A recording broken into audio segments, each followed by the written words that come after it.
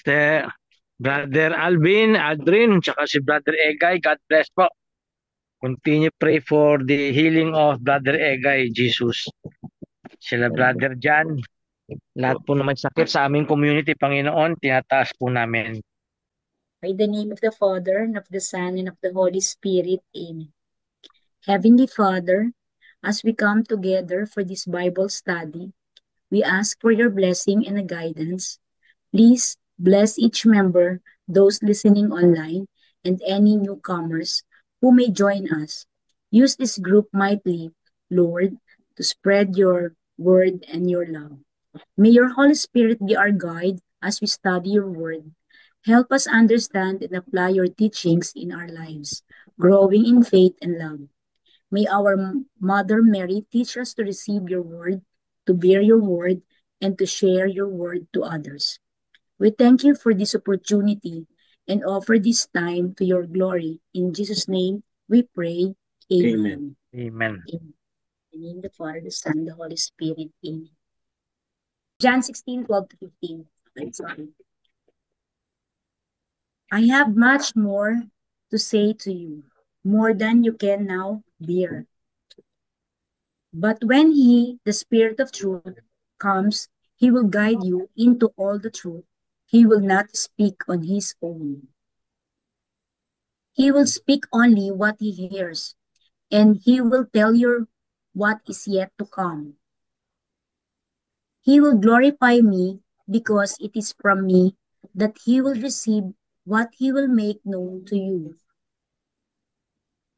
All that belongs to the Father is mine. That is why I said, the Spirit will receive from me what he will make known to you. The Gospel of today. Praise to you, O Lord Jesus Christ. Praise to you, Lord Jesus Christ. Kung mapansin nyo, mga readings for the past weeks, tungkol po sa Holy Spirit, no, aside from relationship natin kay Jesus, ito po yung tungkol sa Holy Spirit, no. Kasi malapit na po yung Pentecost Sunday sa June 8. So yung turo ni Jesus tungkol sa Trinity, the Father, Son, and Holy Spirit, ay nabuo nung dumating ang Espiritu Santo, no? Kasi nakilala lamang natin talaga ang Trinity nung ni-reveal ni Jesus, no? Jesus as revealer, no? Revealer siya. Tapos ang Holy Spirit, siya yung continuing the revealer. No, kasi wala namang bagong ni-reveal ang Holy Spirit eh. Kinontinue lang niya yung revelation ni Jesus, no? Anong role ng Holy Spirit, no? Yung eto muna tapos mamaya sa buhay natin, no? Ang una sa verse 12 nakalagay po ron, I still have many things to say to you, but you cannot bear them now. No? Sa dami ng mga revelation ni Jesus, hindi lahat ma-absorb, hindi lahat maunawaan ng mga kanyang apostles at disciples, no? Kaya nangako siya, no, na kailangan kong umalis para mapadala ko ang Espiritu Santo na siya magpapaliwanag sa inyo sa lahat ng aking ni-reveal, no? So si Jesus ang revealer, no? Revealer siya ng Father, revealer siya ng Trinity, no? Pero para maunawaan natin ang Trinity, kailangan natin ang Espiritu Santo, no? Kaya kahit anong talino natin o anuman ang galing ng ating pag-iisip, ay hindi po natin mararating ang idea, ang reality that God is Trinity. Revelation po kasi yan eh. No, revelation yan. So without revelation, hindi po natin maintindihan God is Trinity. Kasi sa philosophy, pwede pong ma-prove the existence of God sa philosophy. There is God. Kasi imposible naman na sumulpot na ng lahat na walang creator. At imposible naman na merong order ang universe, no? Na hindi nagbabanggaan yung mga planets, mga comets. Kaya there must be a great designer. Ayun, makukuha yun sa philosophy. Pero para malaman mo, God is Trinity, ay hindi po makukuha ng philosophy yan. Makukuha lang naman yan ng revelation, no? So, yung revelation ng Trinity, it is about the relationship of God the Father and the Son and the Holy Spirit, no? Natalakay na rin po natin ito eh. The indwelling of the Blessed Trinity within us. No, natalakay natin po ng ilang months ago o ilang taon na, no? At tinalakay din po to ni Sister Renita, no? Tungkol sa God lives in us. Alam niyo po anong ibig sabihin ng God dwells in us? Ganito po yun, no? Simple lang ang paliwanag pero malalim para maunawaan to. Halimbawa, God dwells in us. Ano ibig sabihin nito? Kasi yung God kasi hindi na siya creator at preserver. Pero by grace, He dwells within us. So ganito po nangyari pag bininyagan tayo, no? The Father comes to us and continue to beget His word within us. So kasi yung ano kasi, di ba? I believe in God the Father, Almighty Creator of heaven. Begotten, not made, one in being with the Father.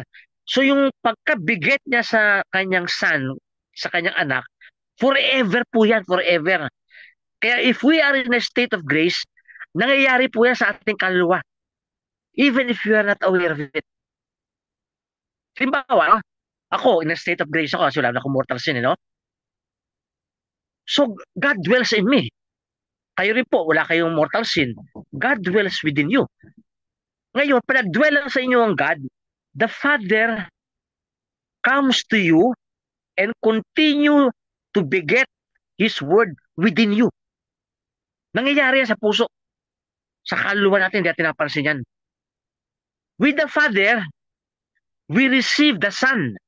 Yun si Jesus, you know, equal to the Father in all things, who never ceases to love His Father with the same love that the Father loves Him.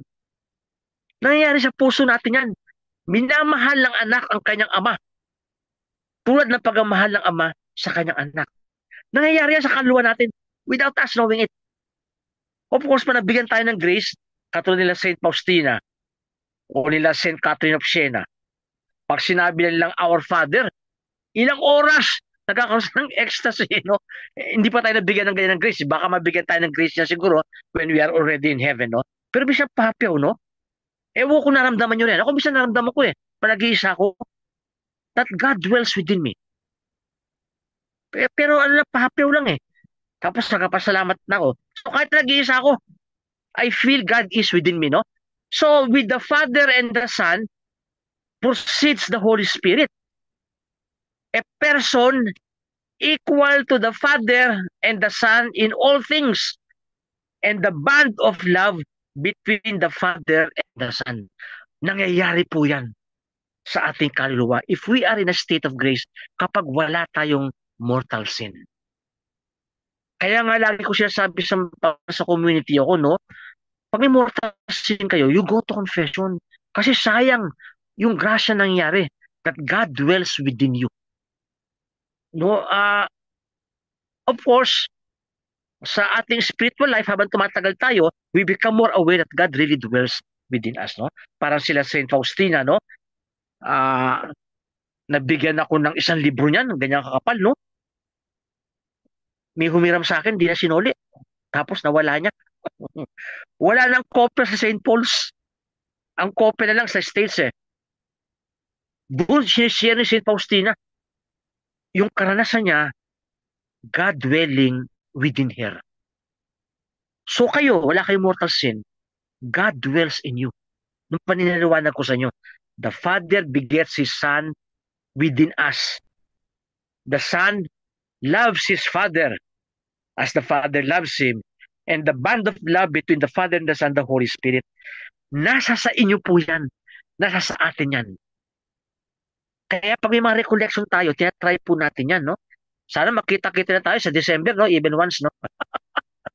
no? Magkaroon tayo ng recollection para ma-summarize natin yung makaranasan natin kay Budget. Jesus, no?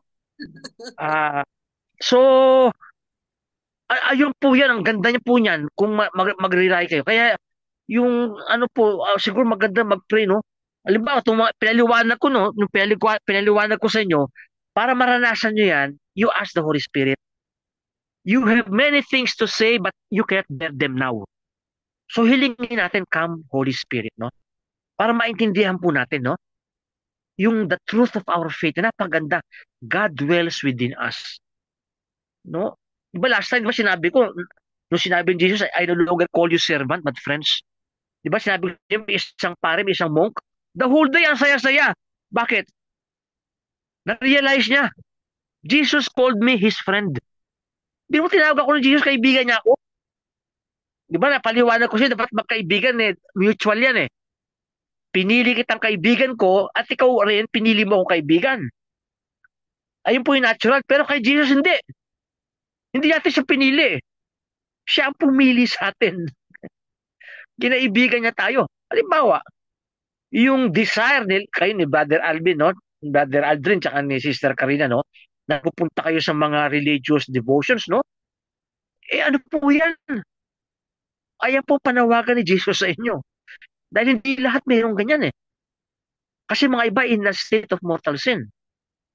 Kaya hindi lang ma-experience yung naranasan nyo na napakasaya nyo pag pupunta kayo ron. No? Kahit mainit, nakakapagod, no? O pagpunta natin sa... Ako dati malakas pa ako. Pupunta ako sa sa Quiapo. Every Friday. Nakaka-apat na misa ako ron, nakakasimba ako ron eh. Kasi nabigyan ka ng ganun desire. No? So, ayun po ang work ng Holy Spirit, no? The Holy Spirit makes us aware of the presence of God the Father, God the Son, and God the Holy Spirit in our soul if we are in a state of grace, no?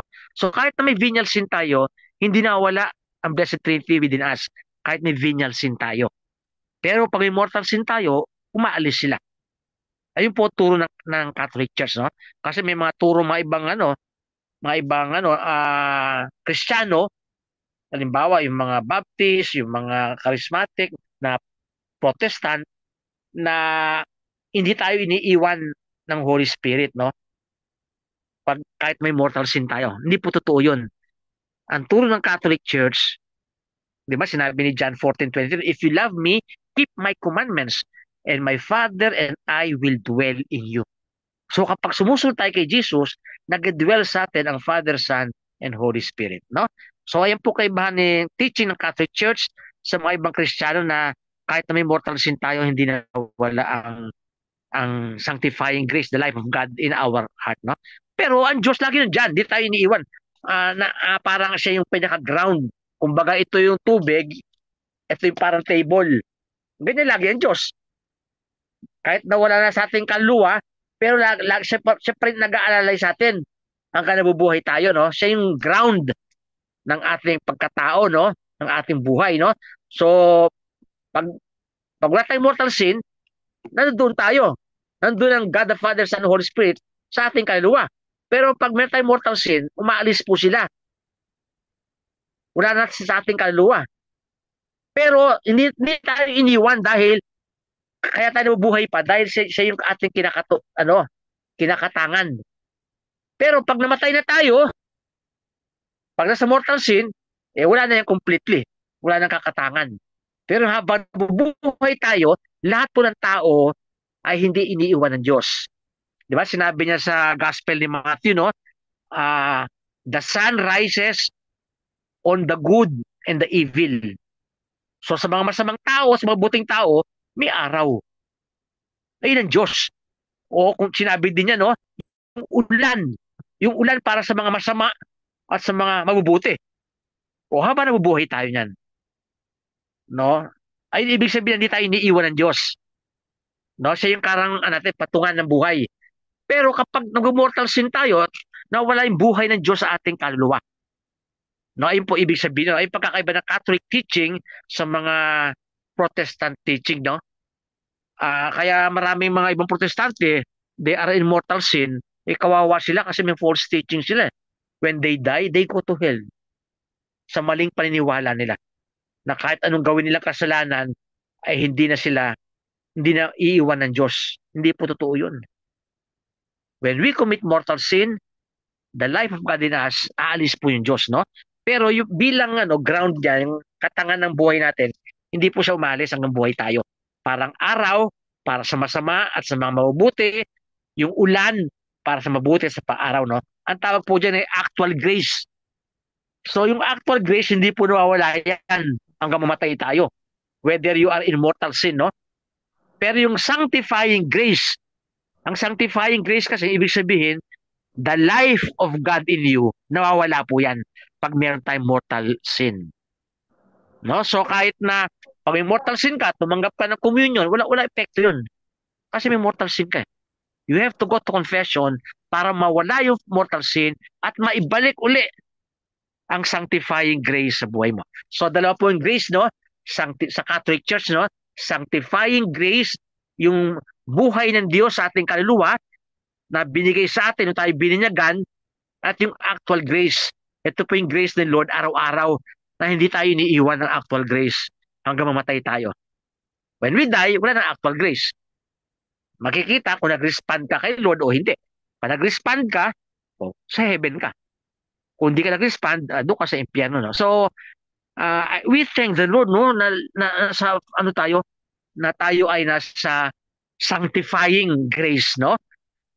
At yung mga kapaligid natin, mga ibang nasa mortal sin, kaya sana yung Lord, yung actual grace mo mag-lead sa kanila na magsisi para meron silang sanctifying grace. And that is the work of the Holy Spirit, di ba? Kung sinabi ni Jesus, when the Spirit comes, He will convict the world of its sin. Yung Holy Spirit naman talaga ang magkasabi na ikaw nagkasala. Kasi kahit anong sabihin ng tao, ay mali yan. Ay wala, sino ka para sabihin ako niyan? Hindi mo naman sitwasyon ko. Sabihin mo lagi, palusot mo. But the Holy Spirit will convict you of your sin and about what is right and wrong and about the judgment. That is the role of the Holy Spirit, no? Kaya medyo kulang tayo ng devotion sa Holy Spirit, no? Sa Philippines, maganda. Ang pagkaalam ko lang, ang natatanging shrine ng Holy Spirit. Ewan ko, may narinig na kayong shrine sa Holy Spirit.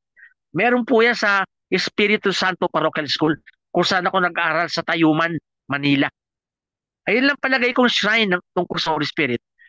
No, ang meron ganyan shrine, pag alam ko lang sa buong Pilipinas, sa SBD, no, sa Catholic Trade, sa Tayuman, Shrine of the Holy Spirit, no? Yung Espiritu Santo Parochial Church, no?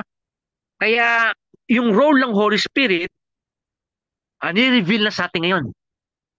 Kaya na marami tayong natutunan Kasi nga, may Holy Spirit, no? Sa verse 15, nakalagay po ron, I have made known to you everything that I have heard from my Father. Sinabi ni Jesus sa kanyang mga apostol, sa disipulo, everything I have heard from my Father, no? Paano masabi ni Jesus? I still have many things to say to you. Kung sinabi ni Jesus, lahat sinabi ko na. Tapos sabi pa niya ngayon I still have many things to say to you. Ano ibig sabihin ni Jesus? Complete na si Jesus Jesus is the complete revelation of the Father. To see Him is to see the Father. Di ba sinabi niya, di ba? Sa John 14 verse 9, no? To see me is to see the Father, no? Ang ibig sabihin lang nito, yung future work ng Holy Spirit para mapaunawa ang lahat ng ipinaliwanag at nireveal ni Jesus sa kanyang mga apostles and disciples. Sa Pentecost, doon lang maintindihan lahat, no? Kaya, nakalagay dito, future tense nakalagay future tense, no? The Spirit, kung babasahin niyo yung gospel na binasa ni Sister Karina, no? The Spirit will guide, the Spirit will speak, the Spirit will declare. Tatlo po yan future tense, no? No, so gagabayan niya tayo. No, patuloy ang paggabayan niya, no? Will guide us, will speak to us. Yan, kaya meron tayong Catechism of the Catholic Church, no? meron tayong mga Bible study. Ah, ano po ron? So, ano to? Ano, future tense, no? Kaya, ito po yung ginagawa ng, ng Holy Spirit sa atin, no? Na, yung binasa natin kanina, no? Tatlo, He will guide you. He will guide you. So we thank the Holy Spirit for guiding us. So if we need guidance in life, ask the Holy Spirit. He will guide you. He will speak to you. Kasi ito ni role, kasi si Jesus, wala na siya rito sa earth physically. But He is with us in spirit through the Holy Spirit. Kaya He will speak to you. Kaya pag-abasa tayo ng Bible, He will speak to us. Pag nagbasa tayo ng mga tradition ng church, He will speak to us to tradition. Halimbawa, ipagpunta nila Brother Alvin at Sister Karina sa mga shrines, sa mga basilika. Ano po yan eh? A sacred tradition po yan, mga procession. No, sacred tradition po yan. No? He will speak to you through that. No? And He will declare. Dideclare niya na tama yung ginagawa mo, patuloy ka lang. No? Ito yung gagawin niya. No? He will guide, He will speak, He will declare. No? Sa verses na ating binasa. No? So yung sinasabi ni Jesus dito ay post-Easter. After ng Easter, after ng pagkabuhay niya. Pinapakita niya ang role ng Holy Spirit dahil aalis na siya, pinapakita niya ang role ng Holy Spirit, no? So the Holy Spirit, kung si Jesus ang revealer, ang Holy Spirit ang further revealer. Revealer si Jesus, ang Holy Spirit, further revealer. At ang ni-reveal niya ay walang iba kung ano ang ni-reveal ni Jesus, no? Kasi sinasabi nga niya, sinasabi niya rito, ano ba, ano siya, He will take what is mine and declare it to you. Verse 14. He will take what is mine and declare it to you. So walang binagong ang Holy Spirit. Tindig lang niya kay Jesus. No? Para maliwanagan natin, no? Before na i-share ko sa inyo, ang Holy Spirit parang ano yan, na-share ko lagi sa inyo, di ba? May isang bata gustong kumuha ng na prutas, pero hindi niya maabot. Nakita siya ng tatay niya. Ginawa siyang tatay, hinawakan siya, di ba? Sa kanyang sa kanyang tagiliran, tapos binuhat siya para maabot niya yung prutas. Ayun pong role ng Holy Spirit. Tumutulong siya. O parang inalimbawa ko sa inyo dati pag yung kunyari kotse yung nagkaroon ng flat tire, no? Kumukuha ka ng jack, di ba? Para mataas yung gulong. No, ayun ang role ng Holy Spirit, no? O halimbawa ko naman sa inyo, yung Holy Spirit, yung mga nanay, dati nagtuturo ng sumulat, no? Ako, inabot ko yun eh. Tinuturuan ako ng nanay ko sumulat eh. Hawak-hawak niya yung kamay ko, no? Pero ako may hawak ng ng pencil, no? Tapos sinawakan niya, tinutulungan niya ako, no? So, ako gumagawa, pero actually, ang tumutulong sa akin, yung mama ko. Ayun ang role ng Holy Spirit. No, tayo ang gumagawa, yung cooperation natin, no?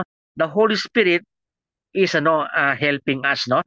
Kaya sa mga ibang verses sa gospel na to, ang isang description ng Holy Spirit, the helper o the advocate o the paraclete, no? Helper siya, no? Ayun ang ginagawa niya o lagi pag sa ating Pilipinas, pag yung mga nag-aaral, no, na walang kuryente, kumukuha ng lampara para may ilaw, para maliwanagan, no? So ayun ang role ng Holy Spirit, no? He will take what is mine and declare it to you. Dideclare lang niya. No? So, post-Easter to, pagkatapos ng buhay, He will guide, He will speak, and He will declare. No? Nakalagay po yan sa verse 13. No? Kaya kung si Jesus ay revealer, siya ay further revealer. No? So, sinabi ni Jesus, Jesus is the truth. Di ba? Sa John 14:16, di ba? Sinabi niya, Jesus is the truth, no? Tapos sa 16:13, verse 30 nakalagay dito, sa John 16, no, verse 30 nakalagay, He is the Spirit of truth. Sinabi ni Jesus, I am the way, the truth, and the life. Tapos sinabi ng Holy Spirit, He is the Spirit of truth, no? Sa verse 13. Oh, dalawa. Hindi. He is the Spirit of truth kasi kanya lamang sinasabi yung truth na si Jesus, no? He will guide you into all the truth. All the truth, no? Kaya minsan pa nagsishare ako sa mga non-Catholic Christians, sinasabi ko sa inyo, let the Holy Spirit guide you into all the truth. Kaya sabi ko sa inyo kanila, may mga truth kayo eh. But you don't have all the truth. Kasi all the truth tungkol sa faith and morals ay nasa Catholic Church. Kasi ito yung simbahan ni Jesus. At yung simbahan ni Jesus ang naggagabay yung Holy Spirit until the end of time. Ayan po ang pangako ni Jesus, no? He will not leave His church orphans. Sinabi niya sa John 14 eh, I will not leave you orphans. Hindi ka, ano ba, yung orphan sa Tagalog eh, ano po sa Tagalog ang orphan? Hindi ko maisip. Ano ba yung orphan? Yung wala kang magulang, di ba? Parang wala kang nanay, wala kang tatay, no? Opo. Ha? Mangungulila. Hindi ho mangungulila. Yun, tama. Hindi ka kayo mangulila, ano? Hindi kayo magiging ulila. Sabi ni Jesus, because I will send you the Holy Spirit. So, ganun din po tayo. Minsan nangungulila tayo no, sa buhay natin. No? Nalulungkot tayo. Dumarating mo sa buhay natin yun eh. Hindi mo alam ba't ka nalulungkot minsan. No? Pero actually, ano yung lungkot mo yan? Nag-desire ka din na makasama siya forever. No? Yung loneliness natin minsan, eh kung naranasan din ng mga ibang pari yan, no? O ng mga ibang Kristiyano, no? Of course, minsan nalulungkot tayo sa mga hindi maganda nangyari sa buhay. Pero minsan, may tayo nalulungkot walang dahilan. Actually, isang desire na yan to be with God forever. Ayun ang mga saints eh. Mga saints, nalulungkot yan. Kasi di pa forever eh. Wala pa nga na final. No? So, si Jesus is the truth. And the Holy Spirit is the Spirit of truth. At sinabi ni Jesus, He will guide you into all. Ina-underline ko po yan, all the truth. Kasi mga ibang Kristiyano, sabi ko, you have the truth. Marami kayong katotohanan. But you don't have all the truth. Kaya balik kayo sa Catholic Church. Because only in the Catholic Church, you have the whole truth, no? Ganon. So, mga iba naman natataas ni Lord, no? Kaya sa States, ang dami mga Protestants doon, mga scholars, nang convert sa Catholic Church, no? Yung mga scholars ng mga Protestante at mga born again, Katoliko. At yung mga Katolikong walang alam sa faith nila, ayun na po Protestante, born again. No? Ayun ang katakataka, no? At tingnan nyo, no? Yung mga magagaling na Protestante at born again, nagiging Katoliko. At yung mga Katolikong walang alam sa pananampalataya, ayun nagiging born again. Kaya yung role natin, no? Mapalawak natin to, no? Ano nakalagay dito? The Spirit speaks whatever He hears. Kung ano narinig lang niya. Ano narinig niya? Nakikinig siya sa Father and Son. Ayun lang. Kaya yung relationship ng Trinity, nandito to eh. Na sana yung ating relationship sa isa't isa, Trinitarian din. Kasi isang image po sa ng church, yung image ng church Trinity eh. Kasi the Father, Son, Holy Spirit, no? Ganun din sana sa ideal yan, no? Sa bawat parokya o sa bawat Bible study group, bawat prayer group ng ating structure ng ating Trinitarian. Ibig sabihin, there is love among us, no? Parang Father, Son, and Holy Spirit, no? He hears, no? Ibig sabihin yung mga truth. Yung naririnig natin, truth. No?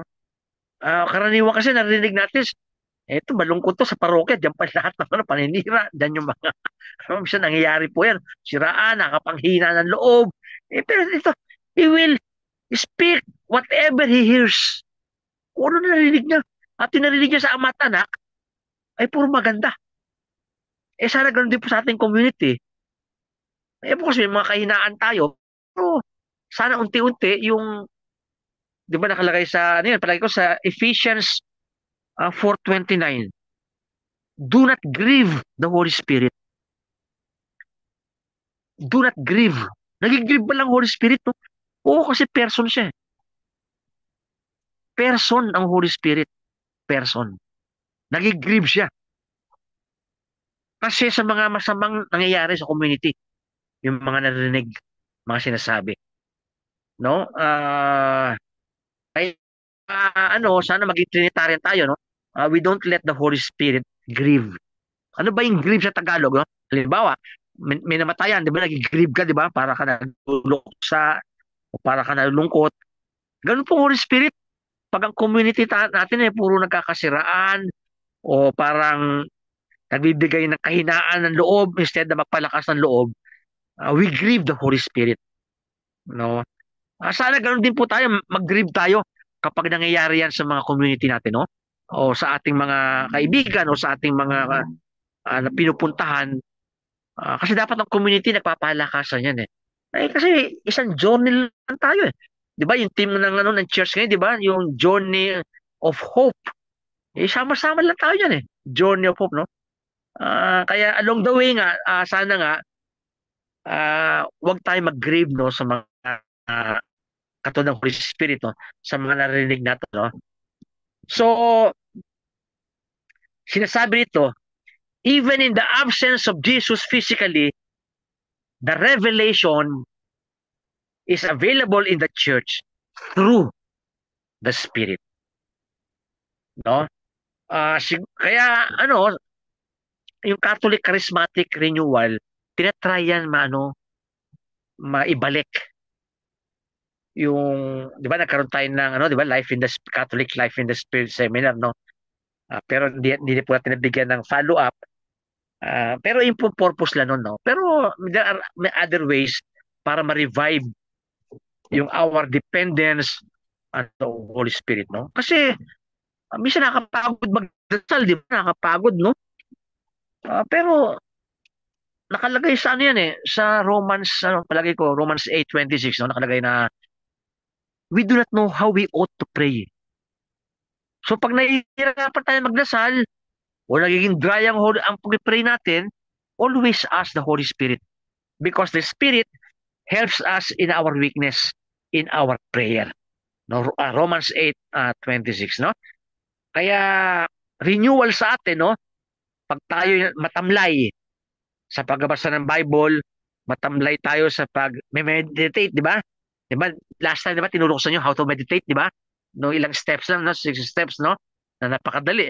Kasi pag natamad tayo roon, simple prayer, come, Holy Spirit, no? So pag wala ka ng gana sa mga spiritual na bagay, ayun lang, come, Holy Spirit, no? Recently kasi, yan yung parang trials ng ate ko, no? Nung sa Australia, 78 years old na siya, no? May sakit na rin sa puso, tapos sinalagaan pa niya yung asawa niya. Yung asawa niya, 80 at o 82, no? May cancer. Biro mo, mag-alaga ka ng cancer patient, no? 78 ka. Tapos nagdadasal siya. Sabi niya, Joseph, hirap na hirap ako magdasal. Sabi ko, simplify mo lang prayer mo, come Holy Spirit, no? Ah, sabi ko, kumuha ka rin ng caregiver. Mahirap makakuha ng caregiver sa Australia, no? So siya nag-aalaga sa kanyang asawa. Siya rin may sakit, no? Sabi ko, ask the Holy Spirit, no? Come Holy Spirit, no? Kasi yung Holy Spirit magbibigay sa atin ng strength, no?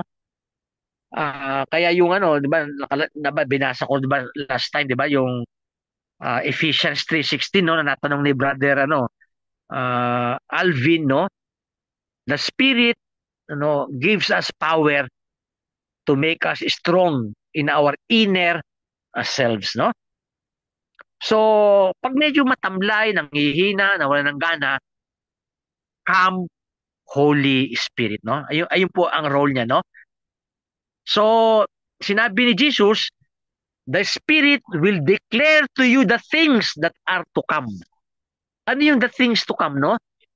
Yung things to come, ito yung mga yung mas madaling maintindihan natin yung mga doktrina. Kasi yung doktrina ng church, ang tagal po na-develop yan eh. Para maintindihan ng tao, no? Ayun po yung mga things to come, no? Kasi marami ngayong prophet, nangyayari sa mundo, di ba? Daming mga prophets of doom, di ba? Dahil magulo ang mundo na, magugunaw na ang mundo, nandiyan na yung Antichrist, no? Kaya we call on the Holy Spirit, no? Kailan ba 'yon? Oh, last Sunday nasa Lancaster ako, nasa Cavite ako. No, natanong sa akin yung mga anxiety nila, no? Nagkakaroon sila ng anxiety tungkol sa yung the big one, yung earthquake mangyari sa Manila. Oo, yung intensity 8, nagkakaroon sila ng anxiety. Sabi sa akin, ikaw pa din, nagkakaroon ba ng anxiety? Pumasok sa isip ko yan, pero hindi nagtagal. Bakit? Nag-pray lang ako sa Holy Spirit eh. Kasi nakalagay din sa Gospel ni Luke, no? Ah, chapter 17, no? When these things happen, lift up your head because your salvation is at hand. No? Ibig sabihin, kung mangyari man yan, Lord, alam ko, sinabi mo pag mangyari yan, maging masaya kami kasi darating ka na. O kami na mismo pupunta sa iyo pag namatay kami. No? So yung anxiety, sabi ko, wag niyong pagtagal, wag niyong hayaang tumagal yan. Kundi, kung kawa-awa yung mga tao may anxiety, hindi makatulog. Sabi ko, biro nyo, baka hindi pa mangyari, namatay na kayo, may na-stroke pa kayo. Ano? So itaas mo kay Lord lahat yan. Itaas mo lahat kay Lord yung mga anxiety natin, no? Mga iba, sinabihan ko na rin sila na sa prayer nyo, ang prayer of trust kay Lord, do trust the Lord with all your heart, di ba? Psalm 37, no? Trust the Lord with all your heart and lean not on all understanding. In all your ways, acknowledge Him and He will direct your path, no? O sa 1 Peter 5:7, no? Cast all your cares on Him for He cares for you, no? Or Philippians 4, 6 to 8, no? Do not worry about anything, but instead pray about everything. Thank the Lord and ask the Lord, no, for whatever you need, and thank Him for what He has done to you. No, kaya ito yung mga panlaban ng mga Bible verses para yung anxiety natin nawawala, no? Kasi talagang nangyayari yung anxiety niya, no?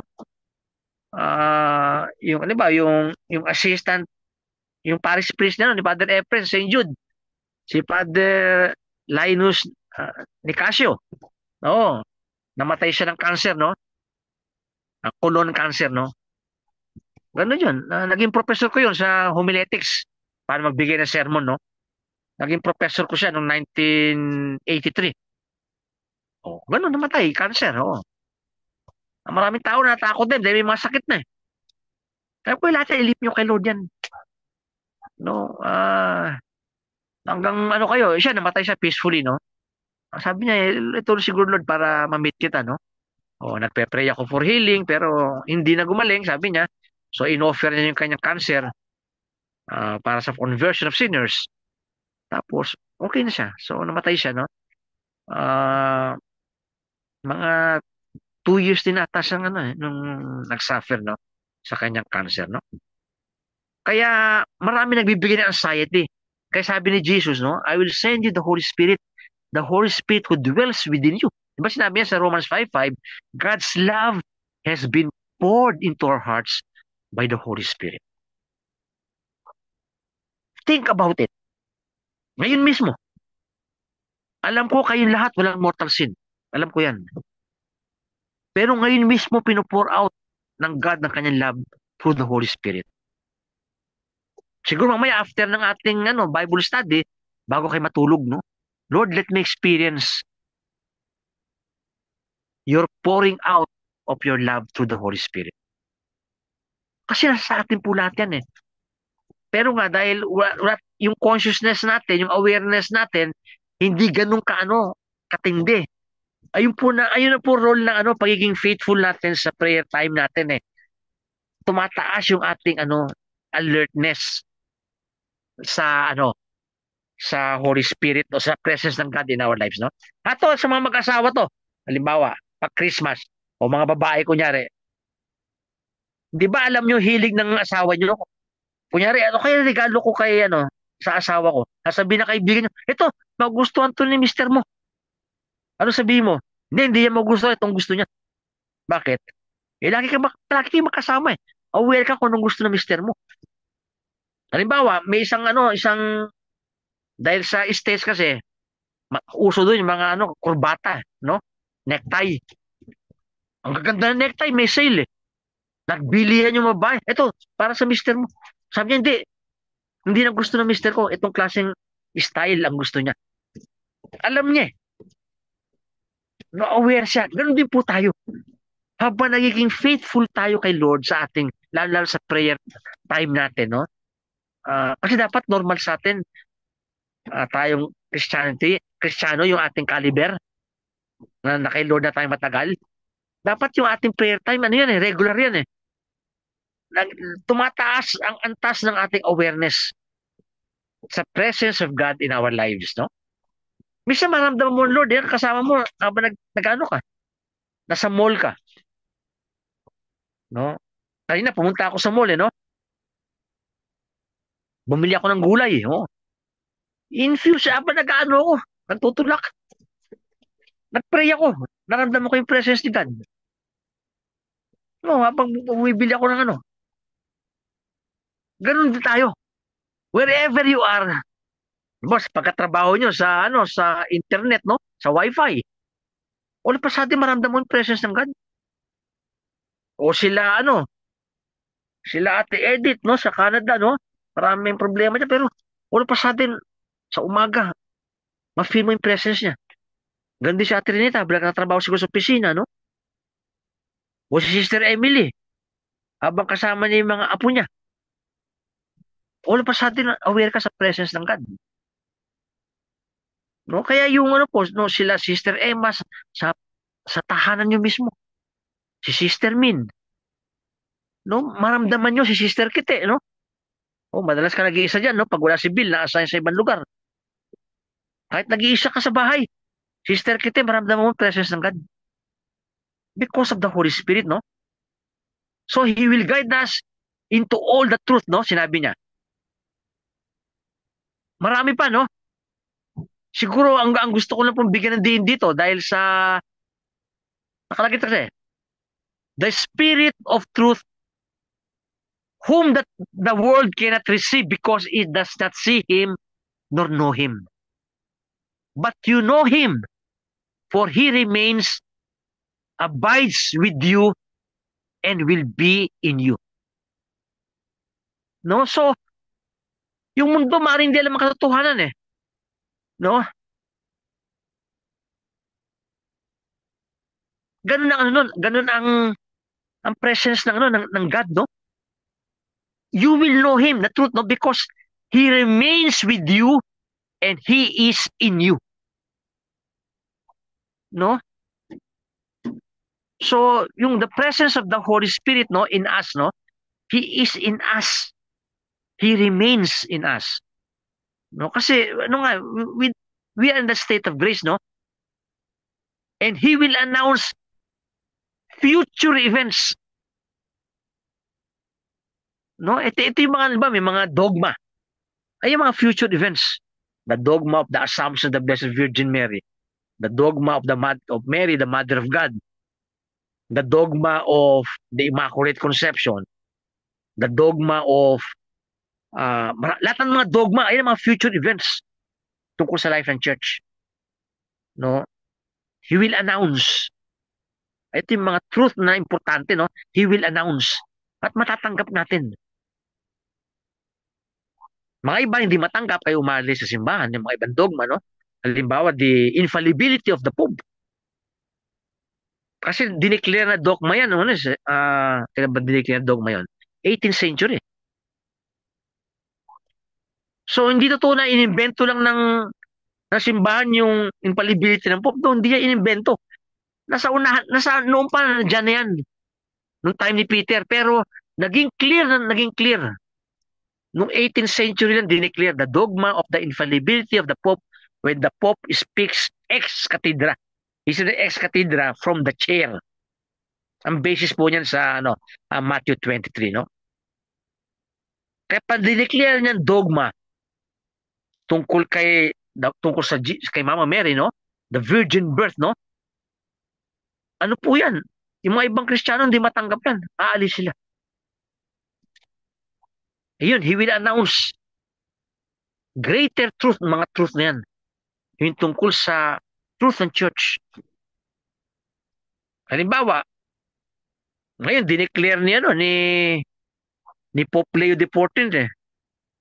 Ang pwede na mag-asawa, lalaki at babae. Eh, matagal na pinipreach lang yan eh. Di ba matagal na pinipreach ng church yan? Pero ngayon, binigyan niya ng emphasis. Kaya mga LGBTQ, galit na galit kay Pope Leo XIV. Okay. Ganun po yun eh. Ako, marami akong kaibigan ganyan eh. LGBTQ. Marami akong kaibigan eh. No? Kahit yan sa, sa San Martin de Porres Church, ginagabayan ko sila. Pero pag sinabi ng Holy Spirit, ang pag-aasawa ay sa lalaki at babae lang, ayun ang truth. Sinabi ni Jesus, I am the truth.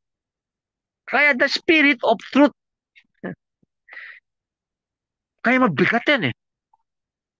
Biro mo bisa mag-aaway, masama tingin na sa'yo dahil ayaw ni Jesus yan eh. Yung same-sex marriage. Oh, ganun yan. Halimbawa, abortion. Oh, maraming Kristiyano sa States, okay ng abortion eh. Sinabi ng Pope, hindi. Ngayon, bagong turo ba yun? Hindi. Matagal ang turo yun, pero ngayon lang ina-announce. Dahil sa ating sitwasyon. Kaya yung, the spirit of truth. Kaya we will pray, no? The spirit of truth. Kasi sinabi ni Jesus eh, I am the truth, I am the way, the truth, and the life. Kasi sinabi He is the spirit of truth. He is the spirit of truth. Maraming ginagawa ang kabutihan ng Espiritu Santo sa personal. Pero sa ating relasyon sa mundo, sasabihin natin kung ano ang truth. No, kaya ano yan, mabigat na ano yan, yung mga ganyan, lalong sa ngayon, no? Yung same-sex marriage, same-sex union, na, di ba, live-in. Yung pag-live-in ayaw ni Lord yan eh. Dapat kasal kayo. Mga iba, ayaw ng kasal eh. Wala tayong magawa eh. Patuloy lang tayo. Ito sinabi ni Jesus eh. He is the truth. Kasi hindi po opinion yun eh. Truth yun eh. No? Ganun talaga.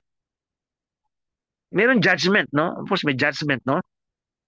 Kaya, God so loved the world, no? That He sent His only Son.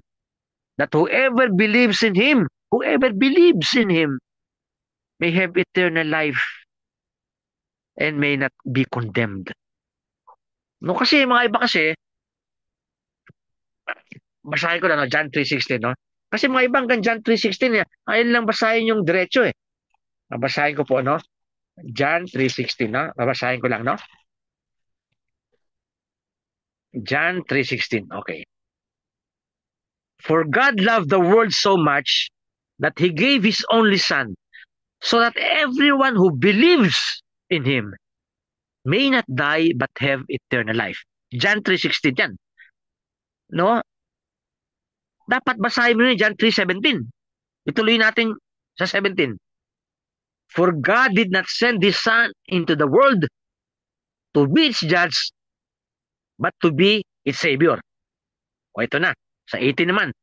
Whoever believes in the Son is not judged, but whoever does not believe has already been judged because he has not believed in God's only Son. Mabigat po to. Alam niyo po, pag tinatalakay ko, kasi masarap talakayin John 3:16 eh.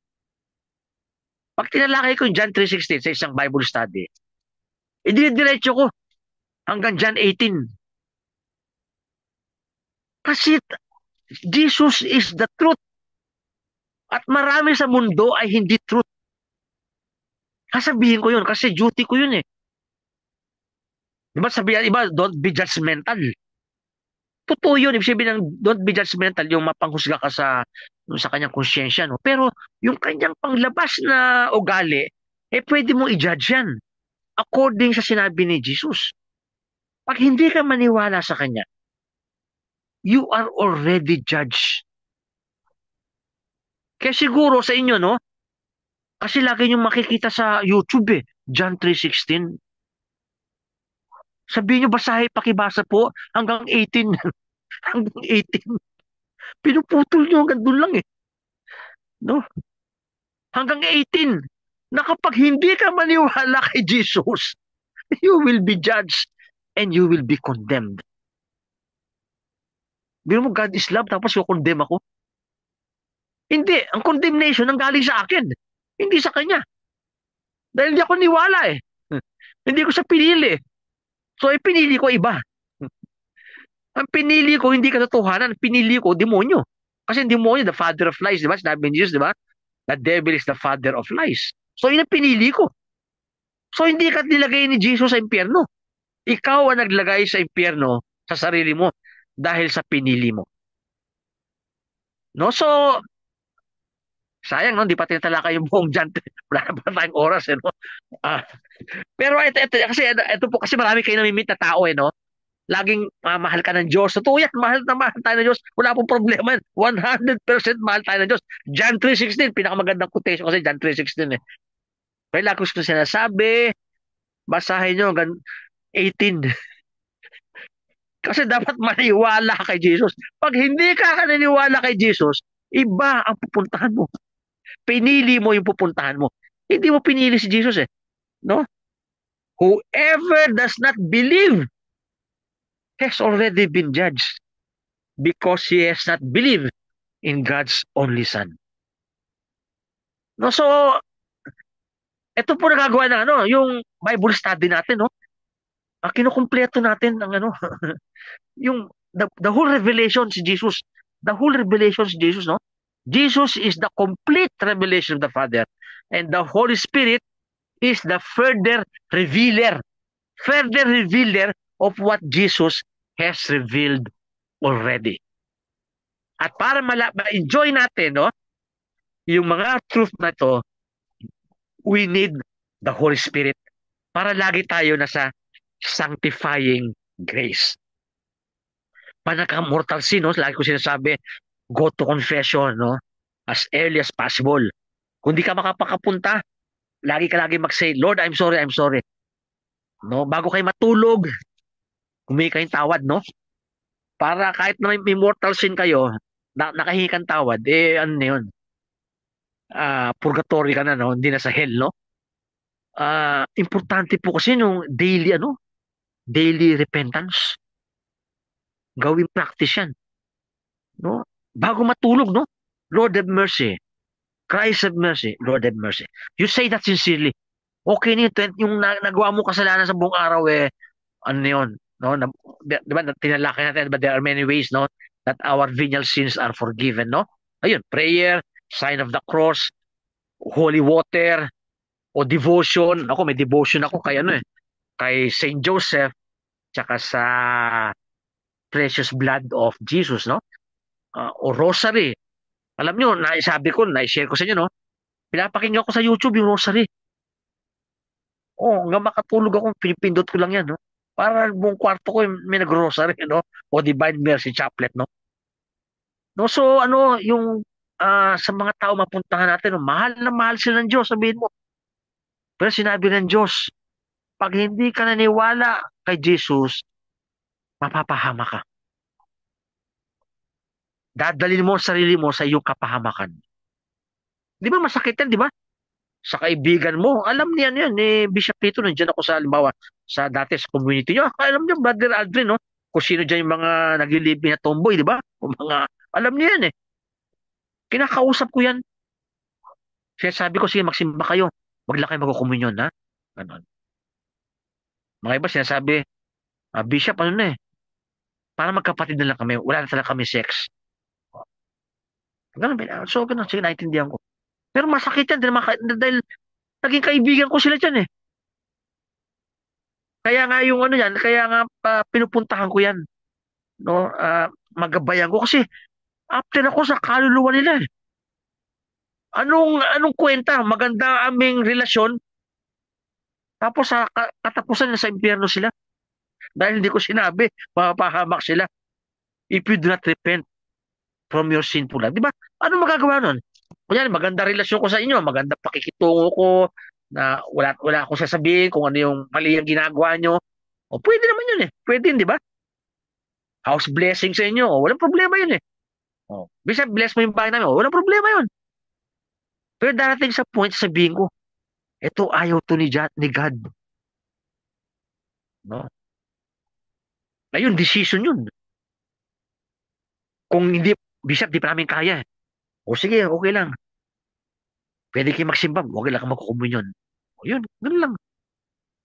No?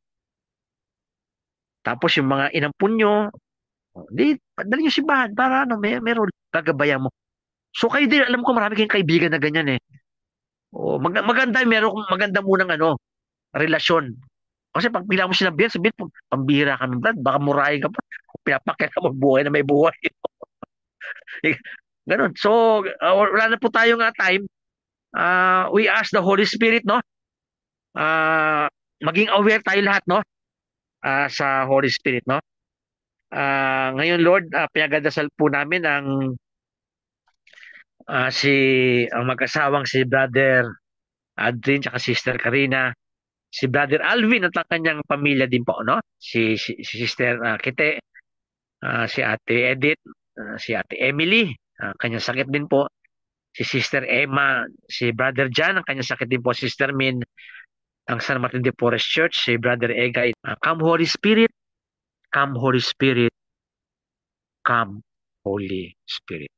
The Lord be with you and with your Spirit. may Almighty God bless you with every blessing of heaven and earth in the name of the Father and of the Son and of the Holy Spirit. Amen. Amen. God bless po sa inyo lahat, no?